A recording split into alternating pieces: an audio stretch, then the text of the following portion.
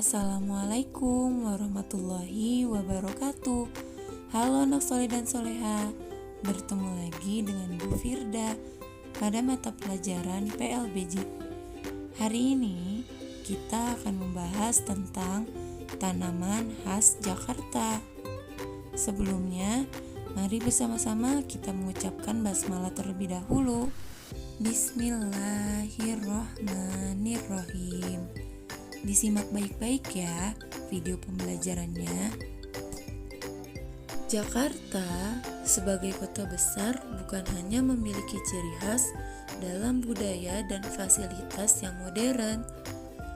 Masih ada banyak ciri khas dari kota Jakarta yang sering tidak disadari, seperti tanaman khasnya. Tanaman khas dari Jakarta banyak ditanam di pinggir jalan atau di taman-taman. Tanaman tersebut bisa berupa buah-buahan, tanaman kayu, atau bahkan tanaman hias. Dari sekian banyak jenis tanaman di Jakarta, ada beberapa tanaman yang sudah begitu melekat dengan kota Jakarta. Nama tanaman bahkan ada yang digunakan untuk menamai sebuah kawasan atau daerah, seperti Kemang, Bintaro, Menteng, atau nama jalan seperti Gandaria, Asam, dan lainnya. Bahkan ada tanaman yang mengingatkan orang akan kota Jakarta, misalnya salak condet, rambutan lebak bulus, atau durian sitokong. Sekarang, mari bersama-sama kita mencari tahu tentang tanaman khas Jakarta. Yang pertama, Gandaria. Tanaman Gandaria ini berasal dari Asia Tenggara. Gandaria tumbuh baik pada ketinggian 500 sampai 800 mdpl. Tinggi tanaman Gandaria ini mencapai 15 sampai 20 meter. Daunnya berbentuk lancet panjang, permukaannya halus dan mengkilap, tersusun pada cabang-cabang yang kecil dan terkulai seolah menggantung. Buah Gandaria ini berbentuk kecil-kecil bulat seperti kelereng dan buahnya dapat dimakan. Biasanya buah Gandaria dibuat menjadi asinan atau bumbu sambal. Buah Gandaria memiliki rasa yang asam dan nama Gandaria sendiri menjadi nama tempat di bilangan Kebayoran Baru. Selanjutnya adalah kecapi. Pohon kecapi tumbuh tegak mencapai 25 sampai 30 meter dengan diameter batang 70 sampai 90 cm. Pohon kecapi memiliki cabang yang banyak dan bunga yang melimpah berwarna kehijauan. Buah kecapi berbentuk bulat dan berwarna kuning. Kulitnya kasar dan sedikit berbulu. Pertumbuhan pohon kecapi sangat cepat dan pohon ini cocok digunakan sebagai tanaman pelindung. Kemudian, kemang. Pohon kemang memiliki batang yang tegak. Tingginya bisa mencapai 40 meter. Kulit batang pohon kemang berwarna abu-abu dan tampak pecah-pecah. Pohon kemang memiliki daun yang berbentuk lancet, memiliki panjang 22 sampai 31 cm, lebarnya 7 sampai 15 cm. Ujung daripada daunnya berbentuk runcing dan tepinya rata. Daun-daun yang masih muda biasanya berwarna kemerah-merahan. Pohon kemang juga memiliki bunga-bunga yang melimpah, berwarna ungu keputih-putihan.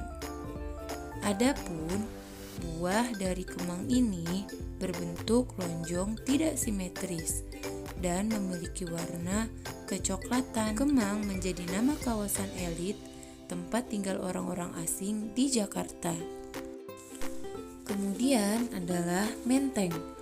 Pohon menteng memiliki tinggi mencapai 15 sampai 25 meter. Adapun besar batangnya mencapai 25 sampai 70 cm. Tanaman menteng ini tumbuh baik sampai ketinggian 800 mdpl. Pohon menteng memiliki cabang yang banyak. Adapun buahnya berbentuk kecil-kecil bulat dan tumbuh dari tangkai cabang atau batang pohonnya. Buah menteng memiliki rasa asam manis dan seringkali dibuat menjadi asinan. Adapun menteng sendiri dijadikan nama sebuah kawasan pemukiman di Jakarta Pusat. Kemudian, salak condet. Seperti namanya, tanaman salak ini berasal dari Condet, Cililitan, Jakarta. Keberadaan salak ini sudah hampir punah, sehingga Pemda DKI Jakarta berupaya untuk melindungi dan melestarikannya. Tanaman salak condet ini termasuk tanaman semak yang memiliki duri dan hidup merumpun. Adapun tingginya dapat mencapai 7 meter, tetapi rata-rata yang sering kali ditemui hanya mencapai 4,5 meter saja. Adapun daunnya berwarna hijau tua, berbentuk pita panjang dengan pangkal yang menyempit. Buah salak berbentuk bulat seperti telur yang terbalik dan memiliki kulit berwarna coklat bersisik. Selanjutnya adalah bintaro. Tanaman ini banyak tumbuh di daerah rawa, pinggir pantai, dan tepi sungai. Di Indonesia, tanaman ini sudah mulai langka.